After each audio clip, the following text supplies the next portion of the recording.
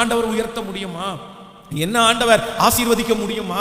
என்ன ஆசீர்வதிக்க முடியாது? அதற்கு எதுவுமே இல்லையே. இல்ல, வேதத்துல நிறைய வாக்குத்தத்தத்தை ஆண்டவர் சொல்லி இருக்கிறார். நான் உன்னை தூளில் இருந்து நான் உன்னை உயர்த்துவேன். ஆமென். எந்த டேலண்டும் இல்லை, எந்த பின்னணியும் இல்லை அப்படின்னா ஜீரோ.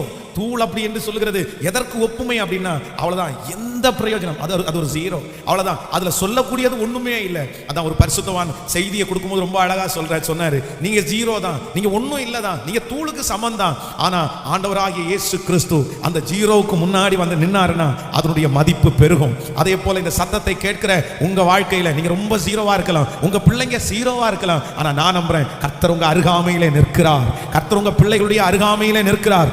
அவர் நிற்க உங்க மதிப்புகள் கூடிக்கொண்டே போகும். உங்களை தாழ்த்த தாழ்த்த தாழ்த்த உலகம் உங்களை ஒன்றும் இல்லை என்று சொல்ல சொல்ல நான் நம்புறேன் இந்த ஜெபத்தில் இருக்கிற உங்களுடைய மதிப்பை ஜனங்கள் கணக்கிட முடியாத அளவிற்கு கர்த்தர் நம்மை ஆசீர்வதிக்க வல்லவர். கைகளை உயர்த்தி இந்த வாக்குத்தத்தத்தை நான் நம்புறேன் ஆண்டவரேன்னு சொல்லுங்க. சத்தமா ஹல்லேலூயா. இது உண்மையான வாக்குத்தத்தம், இது பொய் உரையாது.